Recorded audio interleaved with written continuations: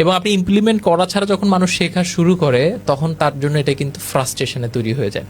না, আপনি একটা জিনিস শিখতেছেন কিন্তু আপনি ইমপ্লিমেন্ট করতেছেন না, তখন এটা কিন্তু আপনার জন্য একটা ফ্রাস্ট্রেশন।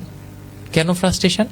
যে ধরেন আপনি ফেসবুকে অ্যাড শিখতেছেন কিন্তু আপনার এখনো পাসপোর্ট নাই, আপনার কিন্তু ফেসবুক অ্যাড শেখা উচিতই না।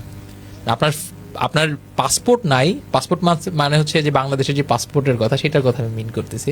এটা নয় তার মানে আপনার ফেসবুক অ্যাড, ডিজিটাল মার্কেটিং এগুলো শেখার কথা মাথাতে আনা উচিত না। ইভেন আমাদেরকে যারা ফোন করে, আমরা আগে, আমার স্পষ্ট বলা আছে সাপোর্ট টিমে, যে কেউ ফোন করলে আগে জিজ্ঞেস করবেন ওনার পাসপোর্ট আছে কিনা। যদি বলে নাই, আমি বলবেন যে তাহলে এখানে কোর্স করার দরকার নাই। কেন? কারণ পাসপোর্ট থাকা মানে হচ্ছে আপনি ডুয়েল কারেন্সি কার্ড করতে পারবেন।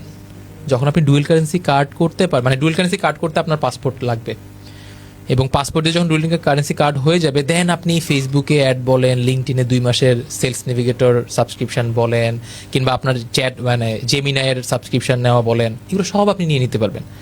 এখন ধরেন আপনি নিলেন সব কিছু, কিন্তু আপনি এখনও $1, $2, $5-10 অ্যাড ছেড়ে দেখলেন না, আপনি জাস্ট শিখে যাচ্ছেন। তো এটা তো ভুলে যাবেন। আপনি আজকে এই ভিডিও যারা আমাদের দেখবে, যত ইম্পর্টেন্ট কথা আমরা বলি না কেন, আগামীকালকে কিন্তু ওদের মানে মাথা থেকে 70-80% চলেই যাবে। মানে এটা কিন্তু পরীক্ষিত, এটা এমন না যে হচ্ছে আমি মন গড়া একটা কথা বলতেছি।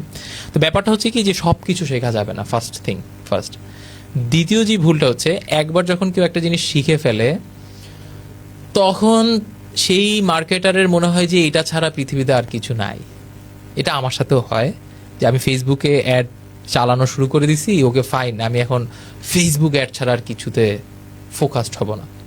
ফর এক্সাম্পল, গত বছর 2025-এ আমি নিজেই হচ্ছে আমাদের লার্নিং বাংলাদেশের জন্য $1 কোটি উপরে ফেসবুক অ্যাড রান করেছি পুরো বছরে, লার্নিং বাংলাদেশের জন্যই। তো এখন ব্যাপার হচ্ছে, আপনি যদি ইন টার্মস আমাকে জিজ্ঞেস করেন তাহলে ভাই গুগলে কত করছেন, হ্যাঁ, তো এখন নিশ্চয়ই গুগলে 30 লাখ তো হবেই আপনি বলবেন, কিন্তু আসলে কিন্তু তা না। দেখা যাবে যে গুগলে খুবই কম করছি, হয়তো বা 2-3 লাখ করা হয়েছে পুরো বছরে। তো এই যে একটা ডিপেন্ডেন্সি চলে আসে, একটা মানে মনে হয় যে না, ফেসবুক ছাড়া আমি কোথায় থাকবো না, এটা রং কনসেপ্ট। আপনি অ্যাজ এ ডিজিটাল মার্কেটার, আপনাকে কিংবা মার্কেটার, আপনাকে সবগুলো চ্যানেলেই ধারণা রাখতে হবে।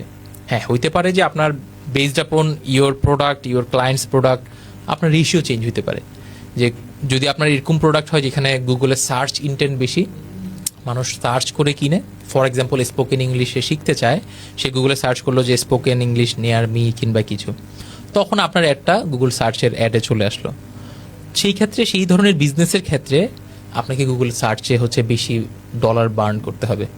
আবার যদি আপনি নতুন একটা চায়না থেকে একটা প্রোডাক্ট নিয়ে আসলেন, এসে হচ্ছে মার্কেটিং করা শুরু করলেন, সেই ক্ষেত্রে কিন্তু আপনাকে নতুন প্রোডাক্ট ইন্ট্রোডিউসের ক্ষেত্রে সে কিন্তু আর গুগলে সার্চ করবে না। আপনি দেখবেন প্রত্যেক শীতে, প্রত্যেক সিজনালে নতুন নতুন কিছু প্রোডাক্ট আসে, এমন জিনিস গিমিকি টাইপেরও মনে হয়, আবার মনে হয় যে না, ট্রেন্ড, ফ্যাশনের নতুন একটা ট্রেন্ড চলে আসছে, কিংবা প্রোডাক্টের নতুন ট্রেন্ড চলে আসে। সেই ধরনের ট্রেন্ডি প্রোডাক্টের ক্ষেত্রে আপনাকে অবশ্যই ফেসবুক অ্যাডে নির্ভর হতে হবে, কারণ সে তো জানেই না ভাই যে কি দেখে সার্চ করবে, তাই না? তো এই ব্যাপার স্যাপারগুলো জানতে বুঝতে হলে আপনাকে সবগুলো মার্কেটিংয়ের সেক্টর ভালো করে এক্সপ্লোর করতে হবে। এটা হচ্ছে নাম্বার 2 ভুল।